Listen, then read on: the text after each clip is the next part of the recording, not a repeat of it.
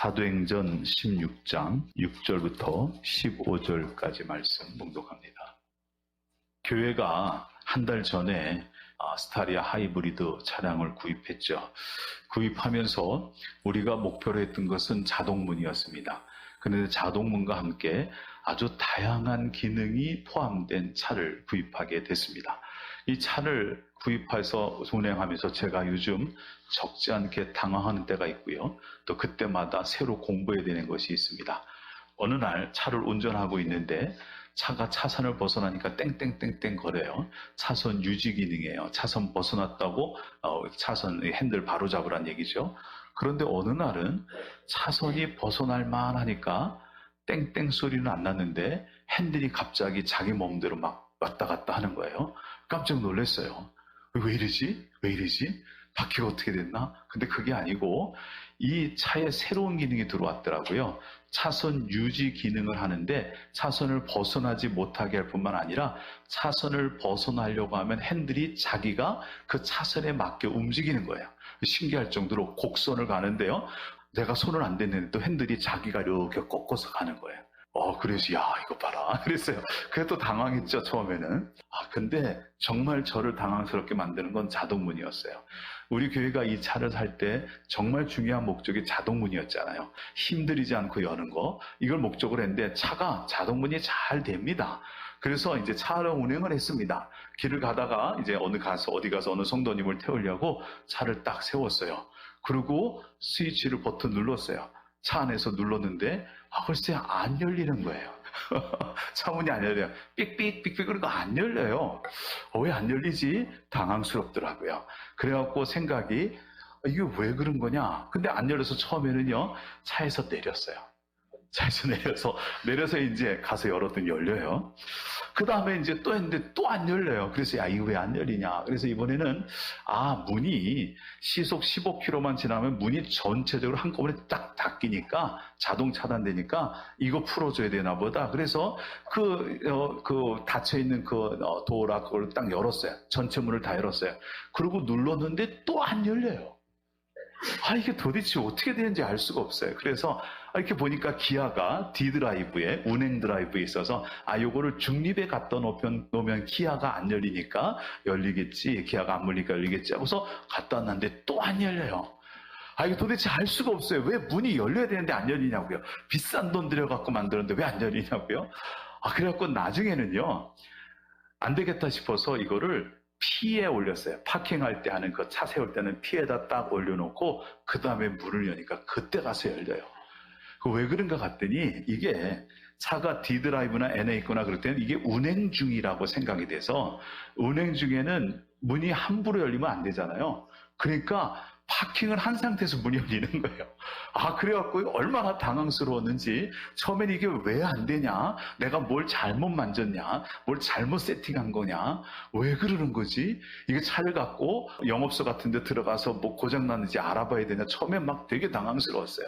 근데 알고 봤더니 그런 거예요. 차를 안전하게 타게 하기 위해서 그렇게 다양한 옵션들을 걸어놨더라고요. 그래서 제가 요즘 차를 타면서 하나씩 배우고 있습니다. 새로 공부하고 있습니다. 이 차를 운행하면서 문제가 하나씩 생기더라고요. 제가 알지 못하는 문제. 근데 그게 문제는 아니에요. 제가 몰라서 그 문제가 생긴 거예요. 문제가 생겼지만 알고 보니까 그 문제가 왜 생겼는지 원인이 있고 그 원인을 알게 되니까 문제가 해결이 됐어요. 그죠? 이렇게 해결이 돼요. 그런데 문제를 알기 전까지는, 그것을 풀기 전까지는 당황스러웠어요. 저는 이 마음이 사도 바울의 마음에게도 있었겠다는 생각이 듭니다. 그게 오늘 말씀이에요. 사도행전 16장의 말씀을 읽었는데 지난주 여러분 그런 말씀 기억나세요? 바울이 바나바와 함께 2차 전도여행을 가자 그랬을 때 바나바는 마가라고 하는 요한을 데리고 가자고 그러고 바울은 싫다고 그러고 그랬고 이 둘로 인하여 심하게 싸우고 헤어졌다고 그랬죠. 그래서 바울은 실라를 데리고 육지로 올라가고 바나바는 마가를 데리고 구브로로 내려갔다고 그래요. 섬으로. 그래서 바울이 이제 16장에서 2차 전도 여행을 실라와 함께 시작을 하는 거예요. 시작을 하는데 목적지가 어디였냐면 1차 전도 여행을 했던 그 지역을 돌아봅시다. 그렇게 해서 시작된 거예요. 그런데 바나바가 구브로라는 섬으로 이미 내려가 버렸으니 바울이 또 글로 갈 필요는 없어서 바울은 이제 육지로 올라갑니다. 그래서 여러분 지도를 좀 보시면 좋겠어요. 지도를 좀 보시죠. 지도를 보시면 여기 안디옥이라는 곳에서 시작이 돼요. 안디옥에 시작이 돼서 육지로 위로 올라가서 더베라는 곳으로 갑니다. 그 다음에 루스드라로 갑니다. 이고니오로 갑니다. 안디옥으로 갑니다. 여기는요, 바울이 1차 복음 전도여행을 했던 곳이에요. 그래서 이게 자기가 두 번째 전도여행 갈 때 목적지에 해당되는 곳이에요. 근데 여기를 가갖고서 여기서 이제 루스드라라는 곳에서 디모데라는 사람도 만나고, 그러면서 이제 그 지역을 돌아다니면서 교회를 돌아다니면서 그들에게 예루살렘에 있는 교회가 지키기를 원하는 규례에 대해서도 알려주면서 교회들을 든든히 세우기 시작했어요. 그랬더니 처음에 목적한 대로 이 교회들이 성도가 많아지고 교회가 부흥하고 교회가 성장하기 시작을 했어요. 바울이 너무 기분이 좋았죠. 자, 그런데 안디옥까지 갔는데 안디옥에서 다시 돌아와야 되잖아요. 이제 1차 복음 전도행한 데가 없어요. 돌아와야 되는데 저기까지 기왕 갔는데 돌아오기가 뭐 하는 거예요? 그래서 더 가서 전했으면 좋겠다. 새로운 곳으로 가자. 그래서 바울이 새로운 곳으로 가려고 목적지를 잡습니다. 그 첫 번째 목적지가 어디냐면 에베소가 있는 이 지역, 아시아라는 지역이에요. 클릭을 한번 해서 하나씩. 네, 아시아라는 지역이에요. 이 아시아라는 지역에 가서 복음을 전하라고 그러는데, 여러분 오늘 말씀의 8절을 보게 되면 성령이 아시아에서 복음을 전하지 못하게 하시거늘, 성령이 아시아에서 말씀을 전하지 못하게 하셨다는 거예요. 그래서 바울이 복음을 전하려고, 전도하려고 아시아로 내려갔는데 하나님이 허락을 안 하는 거예요. 그래서 말씀을 전하지 못하고, 그러면 여기가 아닌가 보다. 그러면 내려오지 말고 위로 올라가려고 그럴까? 그래서 위로 올라갑니다. 아시아에서 올라가요. 그게 부르기아라는 곳으로 올라갑니다. 부르기아로 올라갔는데 부르기아에서도 안 됐어요. 그래서 또 다시 올라갑니다. 올라간 것이 그 위에 갈라디아라는 지역으로 갔어요. 갈라디아로 지역에 갔는데도 불구하고 문이 안 열려요. 그래서 바울이 갈라디아에서 그러면 여기 말고 좀 멀리 가자. 그래서 갔던 것이 어디냐면 무시아라는 곳으로 갔어요. 근데 무시아까지 가도 도대체가 전도의 문이 안 열리는 거예요. 야, 이거 어떡하지? 그러다가 바울이 계획을 삼기로, 그러면 저 더 북쪽에 있는 비두니아라는 곳으로 가자. 비두니아라는 곳으로 가자. 근데 이 비두니아는요, 갈 생각만 하지 가지를 못했어요. 왜냐하면 여러분 보시면 7절 가서 보시면 이렇게 써 있습니다. 무시아 앞에 이르러 비두니아로 가고자 애쓰되 예수의 영이 허락하지 아니하시는지라. 비두니아로 가서 복음을 전하고 무더니 애를 썼는데도 그때마다 길이 안 열려요. 방법을 아무리 써도 길이 안 열리는 겁니다. 그래서 할 수 없이 이 무시아에서 비두니아로 가지 못하고 항구 도시인 드로아라는 곳으로 갔어요. 드로아. 이 드로아라는 곳에 가서 거기서 바울이 밤에 환상을 봅니다. 자, 환상 본 얘기 9절입니다. 밤에 환상이 바울에게 보이니 마게도냐 사람 하나가 서서 그에게 청하여 이르되 마게도냐로 건너와서 우리를 도우라 하거늘. 밤에 환상을 보는데 마게도냐 사람들이 손짓하며 우리를 건너오라고, 우리를 도우라고 이러는 환상을 봤어요. 바울이 환상을 보고 난 다음에 10절 가서 보게 되면 사람들과 함께 마게도냐로 배를 타고 떠납니다. 떠날 때 어떤 마음이냐면 이런 마음이었어요. 하나님이 저 사람들에게 복음을 전하라고 우리를 부르신 줄로 인정함이로라 그랬는데, 인정한다는 것은 확신했다는 거예요. 하나님이 우리를 저들에게로 보내시는 거구나. 그래서 우리로 마게도냐, 빌립보 지역으로 가서 마게도냐 가서 거기서 복음을 전하라고 하시는 거구나. 이렇게 확신을 가지고 성령의 인도하심을 따라 배를 탑니다. 배를 타갔고요. 드로아에서 배를 떠나 사모드라게를 직행하여 이튿날 네아폴리로 가고, 네아폴리에서 도착한 것이 빌립보라고 하는 마게도냐의 첫 성에 도착했어요. 그런데 바울이 마게도냐 첫성 빌립보에 도착해서는 더 이상 움직이지 않고 거기 머무르기 시작을 했어요. 그런데 빌립보보다도요, 더 큰 성이 있었어요. 더 큰 도시. 그게 바로 옆에 있는 데살로니가라고 하는 도시였어요. 이 데살로니가라고 하는 이 지역을 가야 더 큰 곳이고 회당도 있고 이래서 복음을 전하기가 합당할 텐데, 바울이 이상하게 빌립보에 그냥 머물러요. 그리고 빌립보에서 수일을 유하다가 안식일이 됐습니다. 자, 안식일이 되면 바울이 어디서 복음을 전했죠? 주로요? 회당에서 복음을 전했어요. 그런데 빌립보에는 회당이 없는 거예요. 그러니까 바울이, 자, 안식일이 됐는데 우리가 어디 가서 복음을 전하고 어디 가서 기도하면 좋을까? 그러다가 강가를 나갔어요. 강가 나가서 보니 여성들이 한쪽으로 이렇게 모여 있는데, 바울이 그 여성들 앞에 모인 곳에 가서 복음을 전하기 시작했어요. 그런데 말이죠, 여러분 말씀을 보세요. 14절입니다. 두아디라 시에 있는 자색 옷간 장사로서 하나님을 섬기는 루디아라 하는 한 여자가 말을 듣고 있을 때 주께서 그 마음을 열어 바울의 말을 따르게 하신지라. 이게 회당이 아닙니다. 회당이 아니고 강가에서 복음을 전하는데 정말 특이한 일이 벌어졌어요.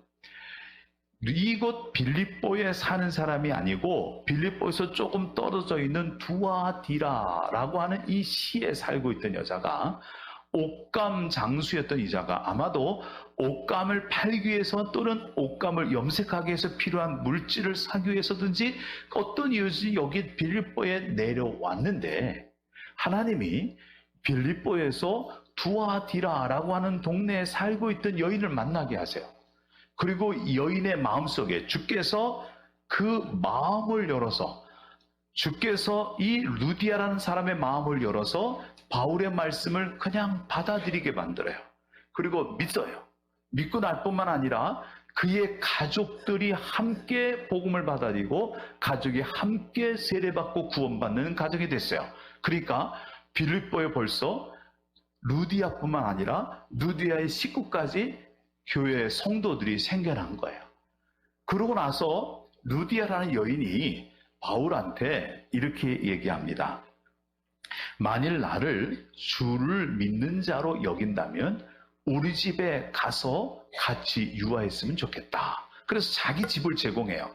바울에게 초소를 제공한 거죠. 낯선 곳에 온 이 바울한테 이 두아디라 시에 있는 이 루디아가 자기의 집을 내주면서 우리 집에 거하면서 복음을 전하시라, 이렇게 됐어요. 그래서 빌립보라고 하는 지역의 처음 교회는요, 첫 번째 교회는 바로 이 루디아라는 여인의 집에서 가정교회를 시작한 거예요.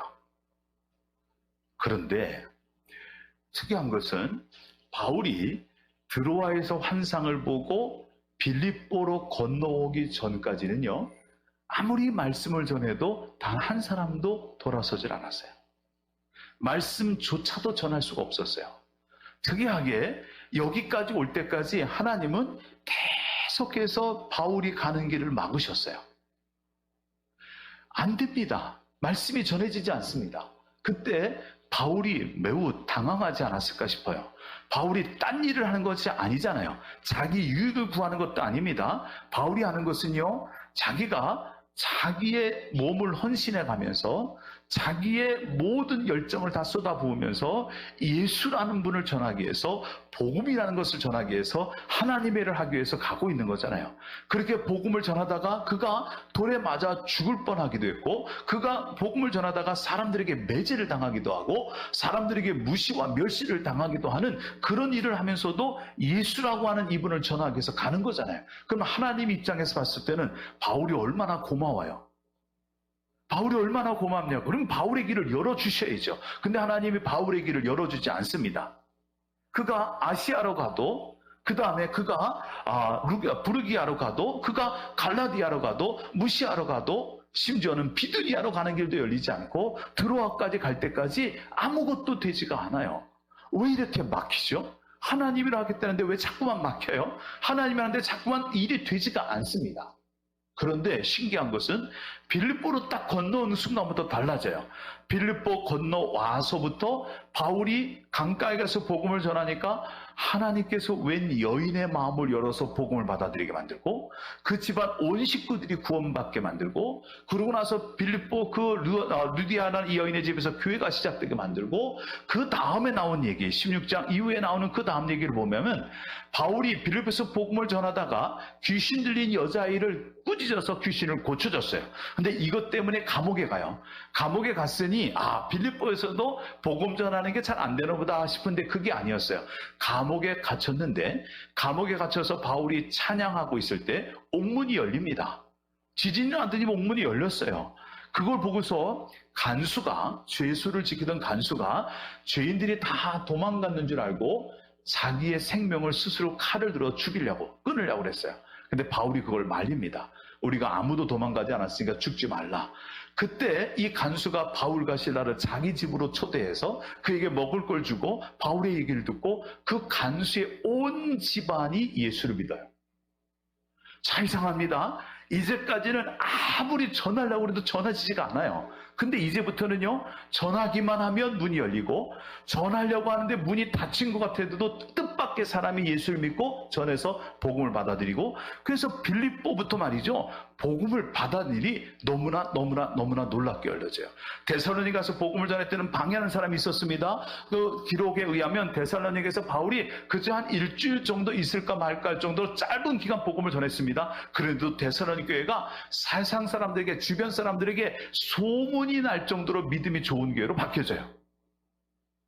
이제까지는 하나도 열리지 않다가 이제부터는 막 열려요. 이제까지는 계속 막히다가 이제부터는 계속해서 열리는 거예요. 참 특이하지 않습니까? 여러분, 우리가 인생을 살아갈 때 두 종류의 인생이 있는 것 같아요. 하나는 막히는 인생. 뭘 해도 막혀요. 그런데 반대로 열리는 인생이 있어요. 안 될 것 같은데 손만 대면 뭐든지 잘 돼요. 이런 사람이 있죠. 어떤 사람은 손만 대면 다 망해요. 어떤 사람은 손만 대면 다 성공해요. 어떤 사람은 하는 일마다 막혀요. 어떤 사람은 하는 일마다 잘 되고 풀리고 열려요. 참 이상하죠. 왜 그럴까요? 왜? 바울은 왜 막히던 삶을 살아야 됐고 바울의 그 막히던 삶이 어떻게 해서 열리게 됐을까? 여러분, 오늘 말씀을 가만히 읽어보게 되면 우리는 이렇게 결론을 내릴 수 있습니다. 바울이 무시아에서 하나님이 보이신 환상을 보면서 이게 하나님의 뜻이고 하나님의 인도하심이구나라는 것을 알고 하나님의 그 부르심을 따라, 하나님의 그 인도하심을 따라 나섰을 때 그 앞길이 풀리기 시작을 했다. 그렇죠? 그러면 우리가 닫히는 인생이 아니고 막히는 인생이 아니고 열리는 인생, 풀리는 인생을 살아가려면 여러분, 하나님의 부르심을 따라 사셔야 됩니다. 하나님의 인도하심을 따라 사셔야 됩니다. 그러면 길이 열릴 줄로 믿습니다. 그러면 막히는 인생이 아니고 열리는 인생이 될 줄로 믿습니다. 바울을 보면 그렇잖아요. 자, 우리가 이렇게 말씀을 결론 내릴 수 있어요. 그런데 그런 결론을 내리고 말씀을 가만히 묵상하다가 제 마음에 이런 마음이 들기 시작을 했어요. 바울이 안디옥까지 갔다가 거기서 에베소로 가고, 에베소로 갔다가 그 다음에 부르기아로 가고, 부르기아에서 갈라디아로 가고, 갈라디아에서 무시아로 가고, 무시아에서 비두니아로 가려고 애쓰지만 못 가고, 드로아 갈 때까지 계속 밀이 안 풀릴 때 바울이 이때 어떻게 하며 이 여정들을 갔을까 생각해 보면, 바울이 환상을 보며 하나님의 인도를 받을 때 아마 바울은 하나님께 기도하지 않았을까 생각이 드는 것과 동시에, 바울이 아시아로 가서 복음 전해도 안 될 때도, 그 다음에 갈라디아 가서 복음 전해도 안 될 때도, 무시아로 갈 때도, 부르기아로 가려고 할 때도 바울이 기도를 전혀 하지 않고 갔을까 생각해 보니 그건 아닐 것 같아요. 그런데 왜 바울은 가는 길마다 막혔죠? 기도하며 가는데 막혔을까요? 바울이 하나님의 인도를 받아서 가니 길이 열렸다, 하나님의 사인을 확인하고 그 사인을 따라갔더니 문이 열렸다라고 얘기했을 때, 그렇다면 바울의 길이 철저하게 막히고 있는 그때, 그러면 하나님은 바울에게 아무 사인도 안 주셨을까? 하나님은 바울에게 아무것도 말씀하지 않으셨을까? 그리고 말씀을 묵상해 봅니다. 그런데 제가 말씀을 묵상하면서 얻은 결론은요, 하나님은 계속해서 말씀하고 계셨다는 거예요. 하나님은 계속해서 사인하고 있었어요. 하나님께서 이 지역, 아시아 지역, 지금의 터키 지역, 이 지역에서 복음 전하는 것이 하나님의 뜻이 아니고, 마게도냐라고 하는 새로운 지역에 가서 복음을 전하는 하나님의 다른 계획이 있는 걸 계속해서 말씀하신 거예요. 어떻게 해요? 거절하시면서, 막으시면서 말씀한 거예요. 그런데 바울이 그거를 드로아에 가서야 깨달아요. 하나님은 계속해서 환경을 통해서 말씀합니다. 우리가 하나님의 음성을 듣는 방법이 환상을 봐서만 하나님의 음성을 듣는 게 아니거든요. 우리가 하나님의 음성을 듣는 것이 내가 귀로 듣는 음성을 통해서만 하나님의 음성을 듣는 게 아니에요. 내가 성경을 읽을 때 성경에서 하나님 내게 주시는 그 말씀으로만 하나님의 음성을 듣는 게 아니라고요. 하나님은 우리에게 말씀하십니다. 어떻게 해요? 환경을 통해서 말씀해요. 내가 지금 경험하는 일들을 통해서 하나님이 내게 주시는 사인이 있을 때가 있단 말이죠. 근데 바울이 이걸 못 깨달았어요. 못 깨달았어요.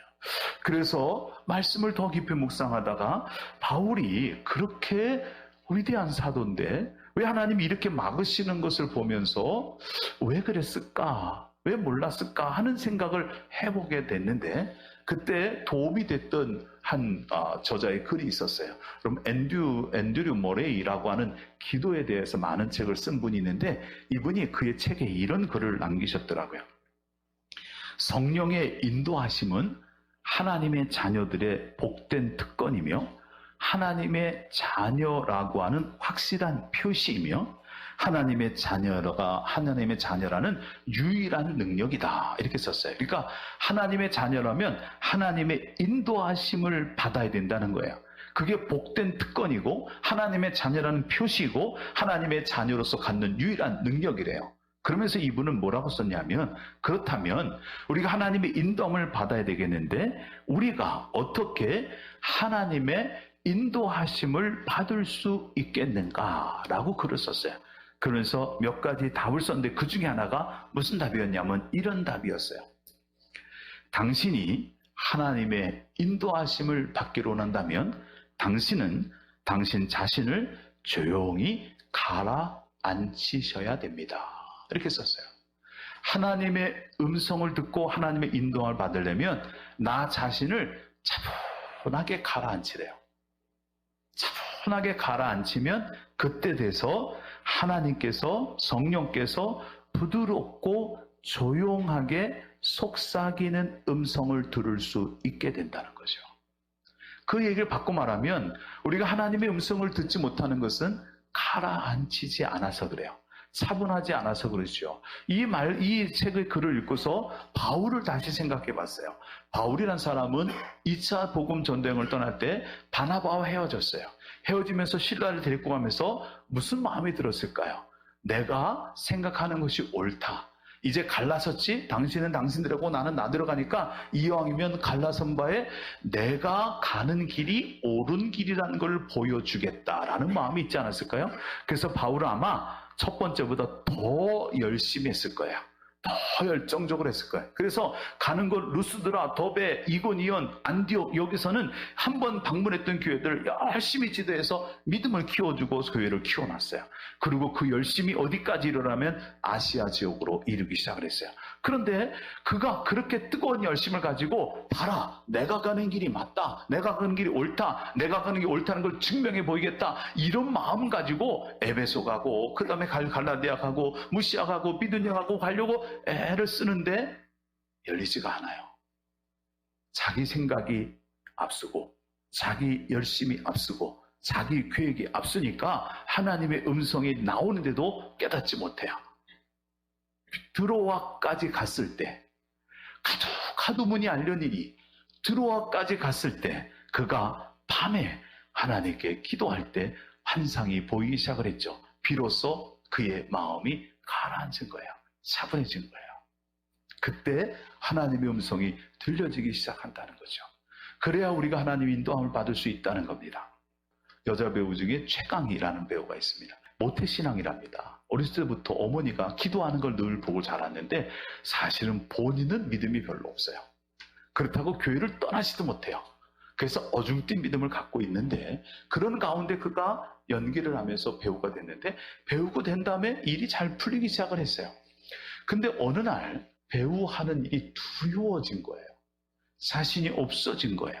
그래서 자존감이 확 떨어지기 시작하고 배우를 하는 것이 너무너무 두려워지기 시작할 때 이것을 잊어버리고 싶은 마음으로 손대기 시작한 거였는데 술을 먹기 시작했고요. 담배를 피우기 시작했어요. 단 하루도 술을 먹지 않고는 잠을 잔 적이 없고 단 하루도 담배를 피지 않고는 산 날이 없을 정도로 술에 쩔어서 담배에 쩔어 살기 시작했어요. 그러면 그럴수록 더 바닥으로 인생이 내려가기 시작했어요. 그런데 어느 날 주일날 예배를 드리는데 주일 예배 드리고 목사님이 오늘 통성 기도했으면 좋겠습니다. 그리고 말씀을 전하고 통성으로 쭉 그러고 기도하는데 자기만 빼놓고 주변 사람들이 다 소리 지르며 기도하더라는 거예요. 다 주여 주여 하면서 기도하는데 거기에 자기 혼자 이렇게 있다가 자기가 너무 한심해 보이더라는 거죠. 자기가 너무 불쌍해 보이는 거예요. 그래서 하나님께 딱 한마디 말을 했어요. 하나님, 저 좀 살려주세요. 요 기도를 했다는 거예요. 하나님, 저 좀 살려주세요. 하나님, 저 좀 살려주세요. 저는요, 의지박약이라 술을 끊고 싶어도 끊을 수 없고 담배를 끊고 싶어도 끊을 수가 없고 내 인생을 일어나고 싶어도 일어날 수가 없어요. 하나님, 저 좀 살려주세요. 아주 나지막하게 조용하게 한마디를 하고 일어선 거예요. 나중에 이분이 강의를 하면서 간증을 하는데 그때 아마도 그 예배당에서 소리 지르며 기도했던 모든 사람의 기도보다도 자기가 조용히 기도했던 그 기도를 하나님이 가장 큰 소리로 들으실 것 같다 그래요. 그런데 그렇게 기도하고 났더니 하나님이 마음에 어떤 생각을 심어주기 시작을 했어요.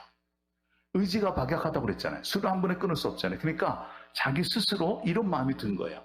내가 술을 단번에 끊을 수는 없어. 그렇지만 내가 괜히 마시는 술은 안 마셔야 되겠다. 이유 없이 마시는 술은 안 마셔야 되겠다. 이런 마음이 들더래요.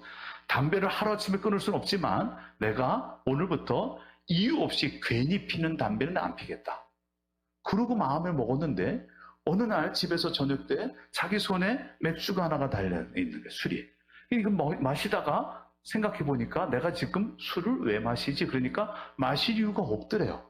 아니, 괜히 마시네. 그래서 안 마시겠다고 내려놨어요. 이렇게 이제 술을 먹을 때마다 안 마시겠다, 안 마시겠다, 괜히 마신다. 그렇게 했는데 그렇게 하기 시작하면서 어느 날 술이 뚝 끊어졌어요. 담배도 어느 날 피고 있다가 아니 내가 왜 담배를 피지? 필 이유가 없는데 그러고 딱 끊었어요. 근데 또 다음날 또 피고 있어요. 왜 내가 피지? 이렇게 이제 끄기 시작한 이 담배가 어느 날 술도 끊어지고 담배도 확 끊어졌어요. 그러고 난 다음에 하나님이 은혜를 주시는데 주일날 가서 예배만 드리면 자기 온 몸이 깨끗하게 새로 바뀌는 거예요. 온 몸에 힘이 확 들어오는 거예요. 자기가 새 옷을 입은 것처럼 변화되는 거예요. 그리고 예배 드리고 나가면 세상에 그렇게 아름다운 보일 수가 없다는 거죠. 일주일 동안 세상에 섞여서 또 막 돌아오지다가 주일날 예배만 드리면 또 새 힘을 얻어서 쫙 나가고 이게 반복이 되더라는 거예요. 여러분, 하나님의 인도함을 받으면 열려집니다. 하나님의 인도함을 받으면 행복해집니다. 그 하나님은 지금도 우리에게 말씀하고 있습니다. 그리고 우리가 하나님의 음성에 귀를 기다리고 계십니다. 그런데 우리가 말이죠, 우리의 생각이 가득 차 있고 우리의 계획이 가득 차 있어서 내가 잔뜩 떠 있으니까 하나님의 음성을 들을 수가 없어요. 흙탕물은요, 그 물이 가라앉아야만 그 물 속에 뭐가 있는 것이 보이는 거 아니에요. 하나님의 뜻도 마찬가지입니다. 내가 차분해지고 내가 가라앉아질 때 하나님의 음성이 들리는 거예요. 하나님의 길이 보이는 거죠. 여러분, 오늘 우리가 부른 찬양 중에 그런 찬양이 있습니다. 주의 손에 나의 손을 포개고 주의 발에 나의 발을 포개요. 여러분, 우리가 정말 내 인생이 왜 이렇게 힘들지? 내가 왜 이렇게 어려워? 나 왜 이렇게 어려운 문제를 자꾸만 경험하지? 내가 기도해도 왜 이렇게 안 되냐? 하는 생각이 든다면 여러분을 차분히 가라앉히고 놔주셔야 돼요. 그때 아마 이런 방법도 어떨까 싶어요. 여러분이 살고 있는 집에서 어디든지 여러분이 기도할 수 있는 그곳에서 바닥을 보면서 엎드려 보세요. 그리고 여러분의 손을 쭉 펴서 이렇게 십자처럼 만들어 보시고 여러분의 손 밑에 예수님의 손이 있다라고 생각해 보세요. 십자가에 못 박힌 예수님의 손이 거기 있고 십자가에 못 박힌 예수님의 발이 내 발 밑에 있고 여러분 가시관 쓰시고 온몸에 찔려서 피가 나던 예수님의 머리가 내가 머리 있는 곳에 있다고 생각하고 내 손을 주의 손에 포개고 내 발을 주의 발에 포개고 내 머리를 주의 머리에 포개고 그 바닥에 엎드려서 하나님께 그렇게 기도해 주세요. 하나님, 날 좀 도와주세요. 하나님, 날 좀 인도해 주세요. 난 하나님의 도움이 필요합니다. 라고 여러분이 정말 낮아질 대로 낮아져서 하나님의 도움을 간절히 구한다면 그때 하나님의 인도하심이 여러분들에게 보여지게 될 줄로 믿습니다. 그때 되면 하나님이 여러분들에게 주시는 사인이 보일 거예요. 우리가 문제가 있다는 건 그 문제에 답이 있다는 거거든요. 우리가 어떤 문제가 있든지 그 문제에 대해서 해결되지 않는다면 하나님께 엎드려서 조용히 기도하며 내 것을 비우고 나면 그때는 하나님의 것이 보이게 될 줄로 믿습니다. 여러분, 막힘에서 열림으로 돌아설 수 있는 여러분의 삶이 되기를 주님의 이름으로 축원을 드립니다. 기도하겠습니다. 하나님, 우리가 하나님을 믿으면서도 앞길이 열리지 않고 삶이 답답하고 힘들 때 우리에게는 하나님의 음성이 필요하고 하나님이 인도하심이 필요한 줄로 믿습니다. 하나님께서 바울에게 환상을 보임같이 우리에게도 하나님의 사인을 보이시고 하나님이 원하시는 길을 보이셔서 그 길 따라 감으로 우리의 길이 열려지는 삶을 살도록 인도하여 주옵소서. 예수님의 이름으로 기도드립니다. 아멘.